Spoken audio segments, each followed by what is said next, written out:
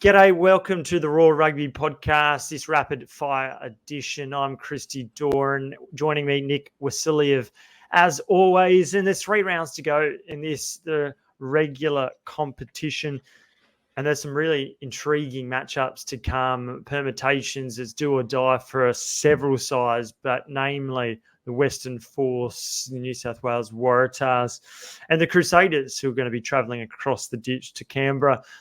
We're going to talk about all of that, as well as a couple of blockbuster matches, including the Reds up at Suva to take on the Fijian Drua. But first, Sky Stadium, the Hurricanes, Nick, and it's Moana Pacifica. Look, they've struggled in recent weeks, haven't they? There's changes all over the park. What are some of the big ones, Nick?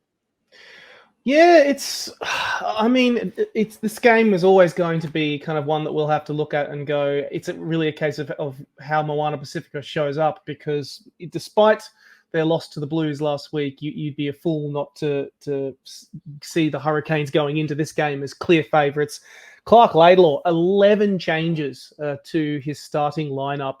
So a whole bunch of players that will be getting a rest for the Hurricanes, among them Tyrell Lomax, Geordie Barrett, and TJ Piranara. I think he's making some good calls there. The one that I'm glad to see sticking around is Brad Shields. I think I've been really impressed with him this season. Originally, having got a couple of caps for England, and he's really trying to break into that All Black side. And I think he's impressed a lot in what is actually a very stacked Hurricanes side. It's a good opportunity for a bunch of the talent coming through the ranks to really push a starting claim or a claim to when finals come around. In terms of Moana Pacifica, I mean, they are sticking with a lot of players. They have lost a couple of players due to injury. A couple that have really stood out to me was the likes of Aray and Nari at scrum half, who is still out out at present, but. To be honest, there is some good talent there, like Henry Taifu and William Havili retaining the start at 10 rather. But I don't see this going any other way, Christy.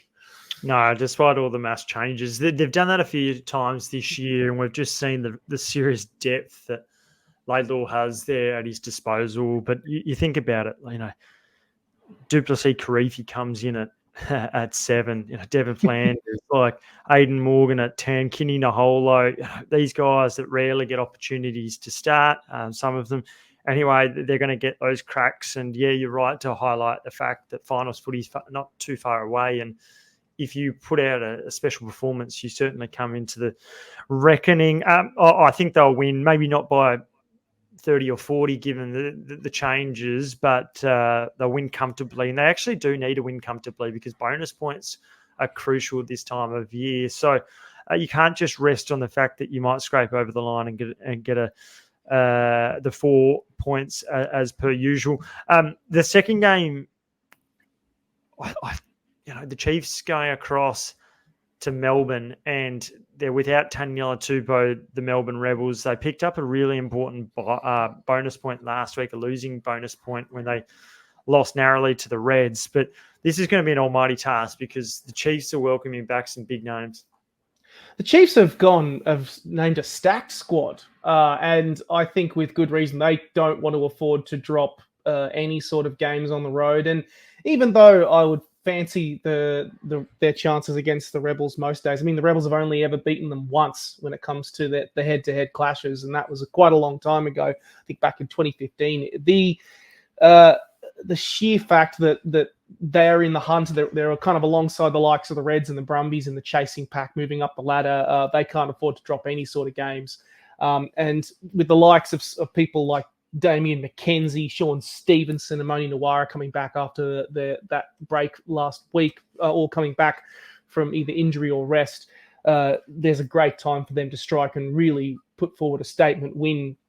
I think some of the good ones for the Rebels, I mean, I really have rated Brad Wilkin for a while. I think he's a very good player. And last year he had a good season. I think he really impressed to the point where people were wondering why he wasn't even considered for Wallaby selection. It'll be good to see him back.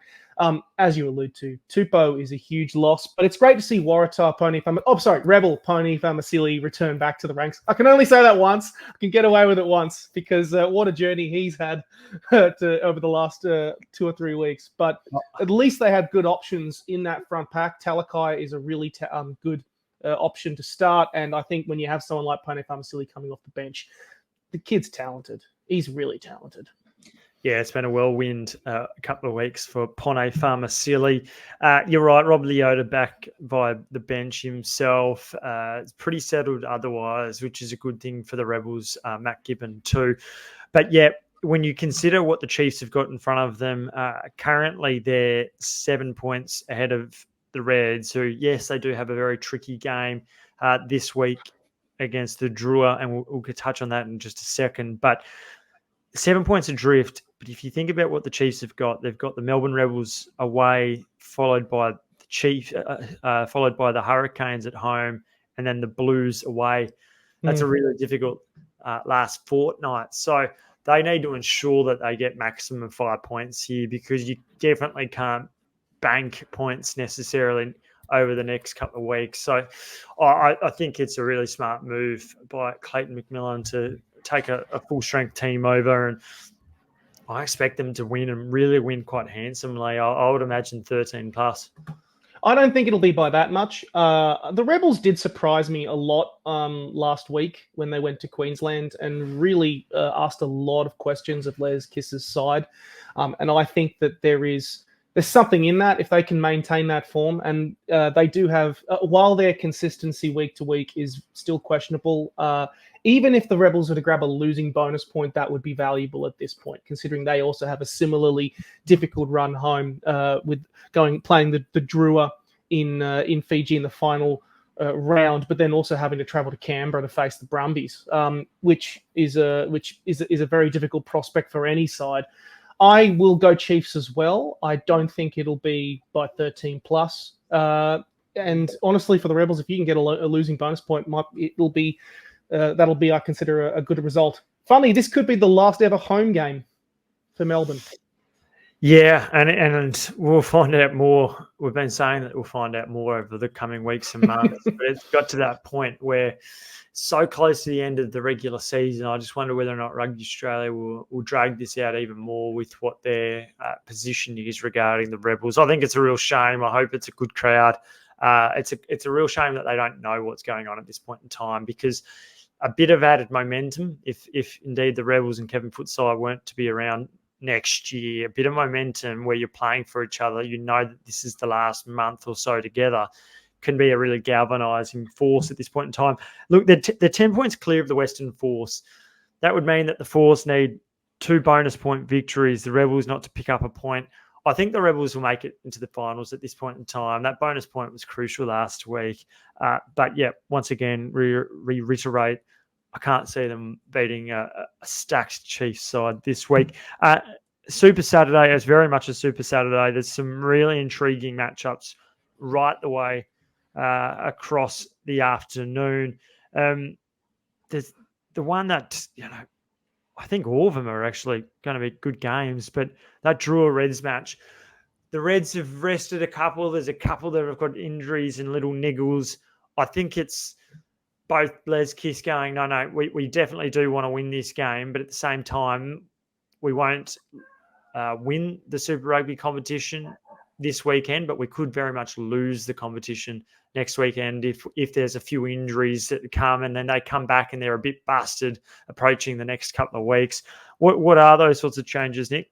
Yeah, there has been a couple of big changes, Christy. It's going to be a very interesting clash in Suva. The big one, of course, that we've been alluding to all week is that Harry Wilson is out for the rest of the Super Rugby season, which is a significant loss. In addition to that, also Angus Blythe. So Cormac Daly will be recalled into the second row. The other big one that I'm really interested with is Taj Anand will be coming into the starting side to partner with Hunter Paisami in the centres. Josh Fluke will be getting a rest, which is a very interesting call by Kiss. I know that there's probably some rest discussions and things to take into consideration there. But a very interesting call in terms of that centre pairing and how it looks. I will say, beating Fiji in Fiji, they have a fantastic record, but you would fancy them a little bit more in Suva, where the record isn't as strong compared to the fortress that they've transformed Lautoka into. But it's hard to play Fiji anywhere, and I know that they have got a couple of good players that are going to be continuing into that side. I know Simone Kuravoli will be starting alongside Isaiah Armstrong-Ravula, who have looked really, really good as a halves pairing. A couple of other changes as well in the front row that I'm very interested in. I've been really impressed by Hetep this season. I think he's a really good prospect. But Corey Drua coming into the starting side after suspension, he'll be doing a shift in the starting side at loose head.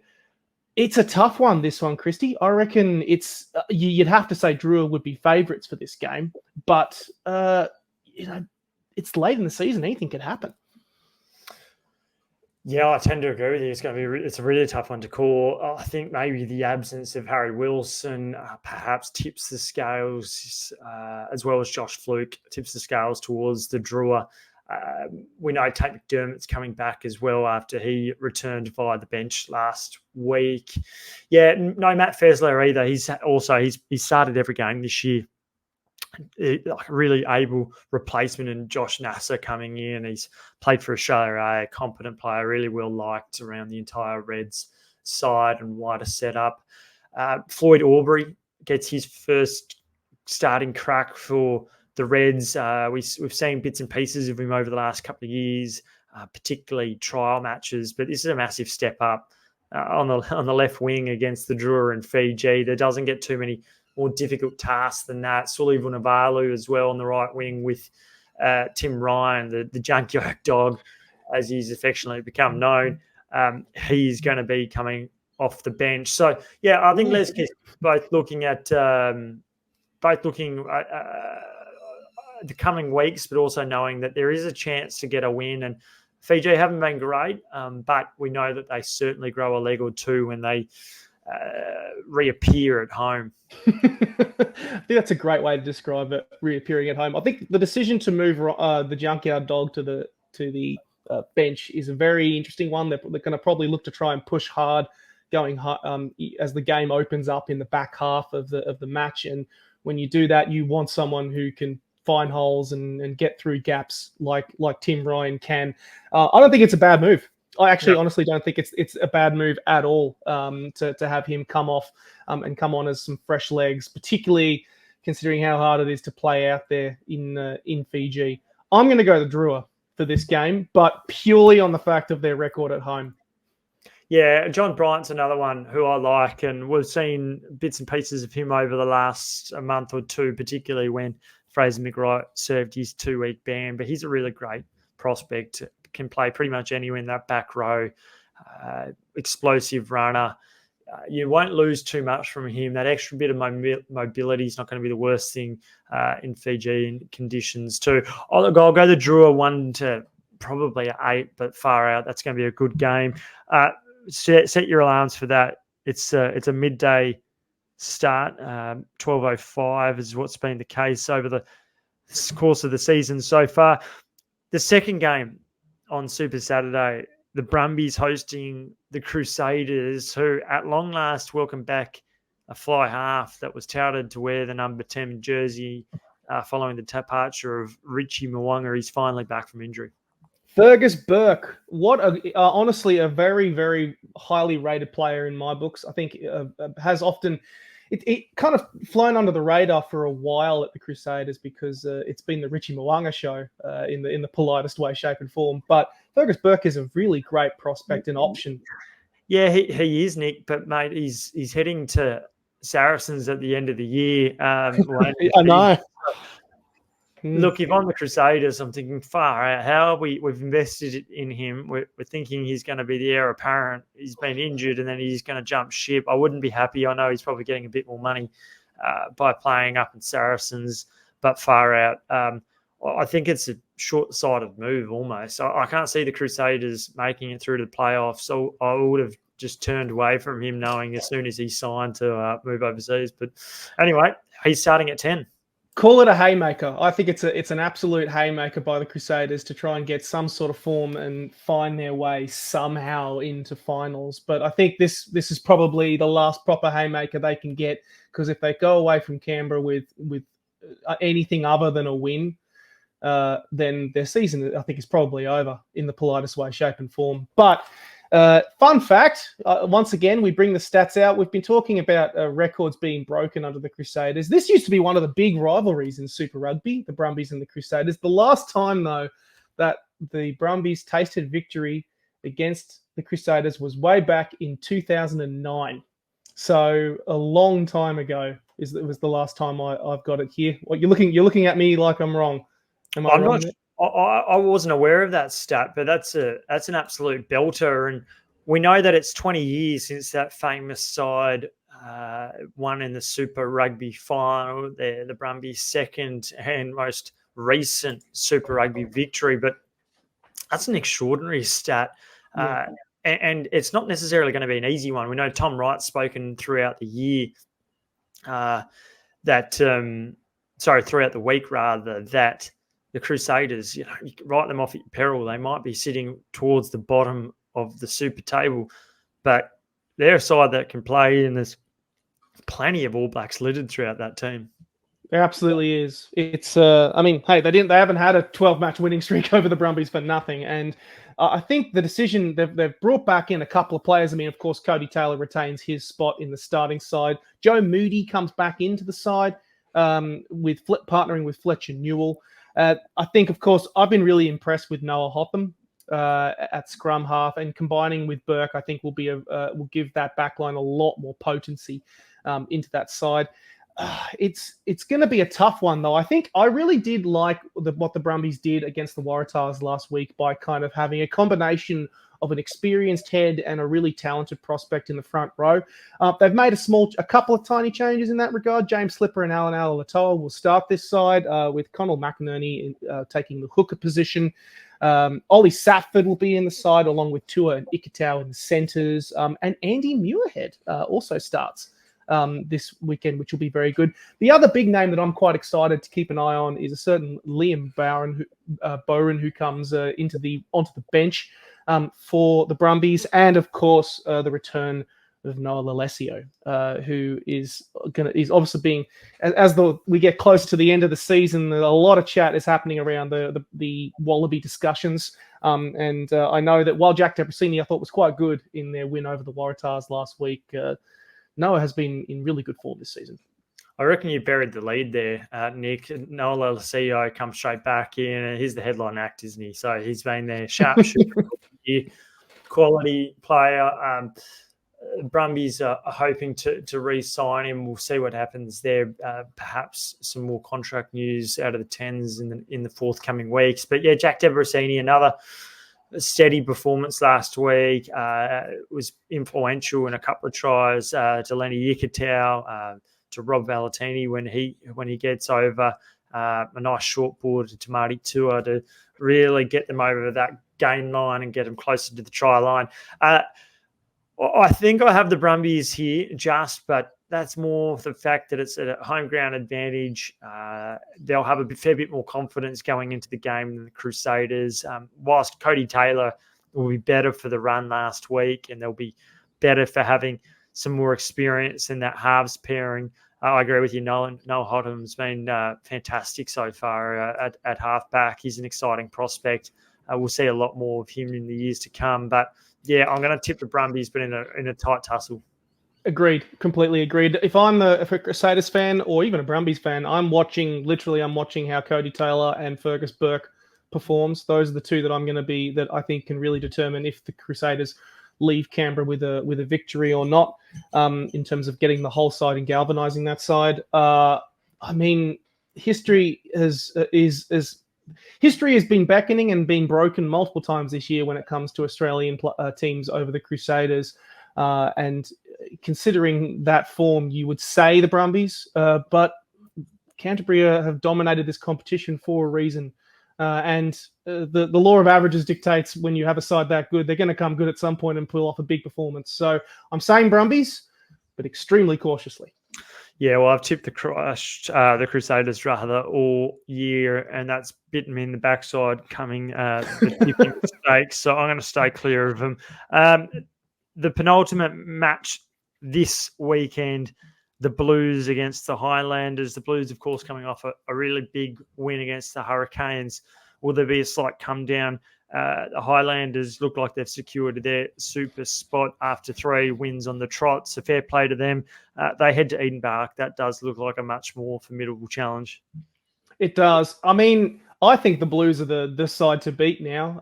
That even though whether you can say that going to the Cake Tin may change things. Of course, it definitely would with any sort of home ground advantage. But you know that if you are a side like the Blues, you're doing okay when you think you can back yourself to rest Patrick Tuipulotu, Hoskins Sotutu, and Mark Talia. And also, let's not even talk about the fact that they're bringing back Stephen Perifetta into the side to start at fly half, which is really, really solid.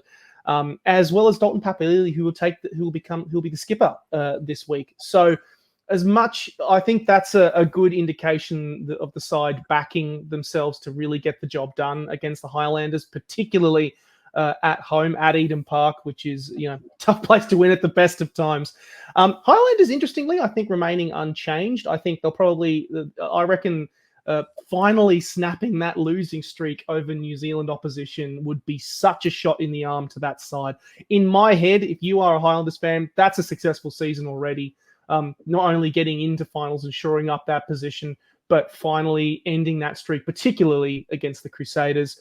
Not the a side to kind of remaining unchanged for that side, but I mean, as much as I think that the Highlanders are progressing, they are still a cut below how intense the Blues are playing right now. Oh, undoubtedly. Yeah, completely agree. Yeah, Perifetta actually off the bench. Harry Palmer still wearing the number 10 jersey for the Blues. I think that's a good idea. Continue with that continuity in that top 2 position, but certainly the idea of hosting the final is incentive enough to kind of ensure that you continue to roll out the big guns so that you can finish on top. But we do know as well they've got a couple of tough games to come themselves. The Crusaders in Christchurch is a different prospect to playing them at home at the moment, I would think. And then we already spoke about it earlier when they take on the Chiefs later in the year to round out the regular season. Yeah, I'm going to go to the Blues and buy a couple of tries as well. I think they'll be far too good. And the guys coming in, much like the Hurricanes, it's a really well-balanced squad and it's got a lot of firepower from 1 to 15. The last game of round 13, Western Force against the Waratahs, 2 sides outside the top 8. It is very much do or die for them. They've got to win, you would imagine, all 3 matches to make it through to the finals. But the Force, off the back of last week's really stirring victory over the Drua, 48 points to 10, they take on the Tars, who have just brought in another prop, and they're trying to find anyone that they can to play up front. They'll be turning to you shortly, Nick. Yeah, God help them if that's the case. But yeah, I love this particular fixture. The last couple of years, it has really felt like the Western Force have really made a good contest of this particular clash against the Waratahs.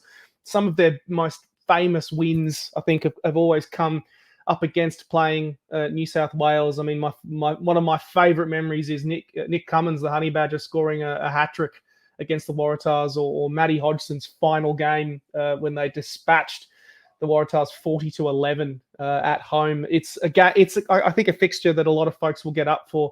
But yes, as alluded to, the certain arrival of a certain Argentinian prop, Enrique Pereretto, who will start straight into the side, no messing around. It'll be a welcome sign for Darren Coleman to have another full-time international experience prop coming into that side, with Lewis Panini as the Panini coming in as the other prop alongside Jay Fonakalifi as the hooker, which I think he's looked promising. He's looked really, really good considering how big a step up it has been into Super Rugby.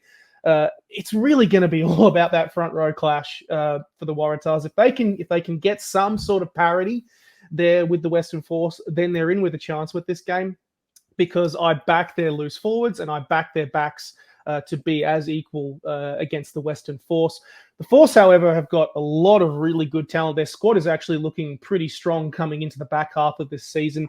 Harry Hoopert will start and play his 50th match for the Western Force, for in Super Rugby match, but second for the Western Force since coming back from a 708-day injury last week.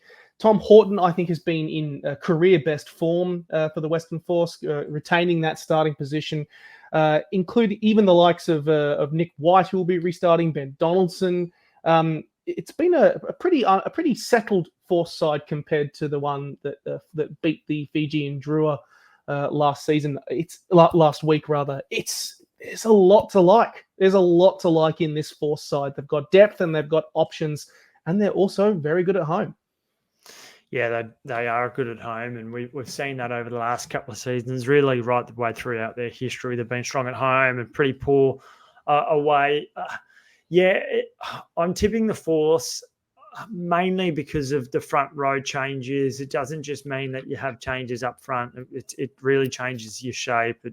Everyone's going to have to be up to speed with the calls, the line out, the rolling more. There's a lot that they've got to unpack, but the matchup, they're not going to pack down against each other in the scrums, but with Santiago Medrano, the other Argentinian, tight head for the Force as well. It'll be interesting to see if there's a bit of Spanish going through and that the stand microphones can pick up, because that would be a fascinating one themselves. I think the Tars, it's good that there's a bit of continuity in that team outside of the front row changes, but I've got to say, I am surprised, given that Will Harrison's going to head to Kontetsu at the end of this season. I think it's an odd one. I would be going back to Tane Edmund if that's the case. And I just think that Tane's off contract too. This is a time to back the guy that's actually decided to stay around. And that's not to try to disparage Will Harrison in any way. I think it's just you've got to plan for the future as well. And we love Will Harrison, good player, great goal kicker, but if you're not going to be around in the sides 2 from 11 throughout the year, I'm backing Tane Edmund, who himself has had a couple of really good cameos off the bench over the last 2 weeks. Yeah, it's to be honest, I think considering just how difficult and how chaotic this season has been for the Waratahs, it's similarly to the Crusaders. I think it's just a simple haymaker from Darren Coleman. As much as with all the news of players not just being injured, going down, but also a large cohort going overseas, I think in his mind, probably it's just we need to just win as many games as we possibly can between now and the end of the season, whether we make finals or not. I think is the hard reality facing him. Yeah, look, there's going to be a bit to be said about that, but at the same time, they haven't been winning with Will Harrison there at number 10. The couple of wins have come with Hayden Edmund wearing the number 10 jersey. But anyway, perhaps much of a muchness there. Look, it's going to be an intriguing matchup. We're going to find out probably a little bit more about that top 8, the permutations, who might be playing who in different quarterfinals. That's the prospect staring at teams like the Queensland Reds and whether or not they're going to maybe be going away to take on the Chiefs unless the Brumbies slip up, or if they're going to be hosting the Chiefs. So, yeah, it's going to be a really exciting weekend. I'm looking forward to it.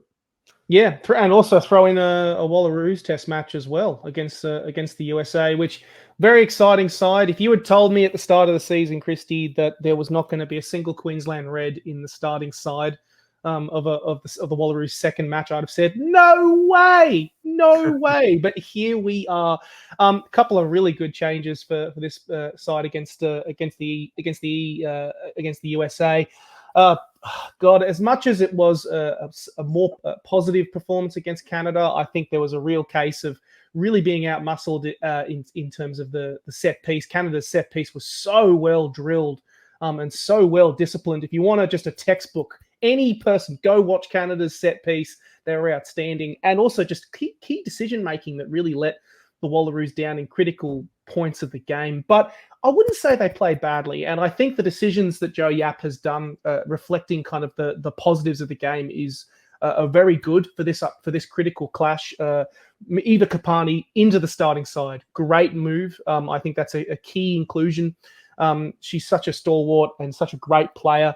As well as Samantha Wood, who I think has been really, really impressive for the Western Force, really exciting WA prospect who will start alongside Arabella McKenzie in the halves. And the big one that everyone's been talking about, Caitlin Halsey, who will debut at fullback, and she breaks a 30-year record and becomes the youngest Wallaroo ever to play. It's a fantastic small little bit of history that she will have there. It's just 17 years of age. What can you say that we've done at 17 years of age, Christy? That's an achievement in itself. Yeah, no doubt about that. It's a big game. It's a must-win for their prospects of taking on some of the big fish later in the year in the WVX1 tournament. So, yeah, it's a big one for Joe Yap. You're right. The tight five is going to really be what they're going to have to fix. They've tried to shore it up with Eva Kapani. It'd be interesting to see how many minutes she plays. She's definitely not at the peak fitness levels that she was at towards the end of last season. It's a long year. There's 10 tests. It's only approaching the second. So plenty of time to get that right, but they certainly do, and they can't afford to slip up this weekend ahead of taking on New Zealand in a short while. Hey, Nick, good to run through all that team news. There's plenty of rugby right across the world in the UK, the French top 14. There's definitely something out there for you to enjoy. Looking forward to having Matt Tamua joining me once again early next week. Thanks as always for listening and tuning into the Raw Rugby podcast. Until next time, cheers.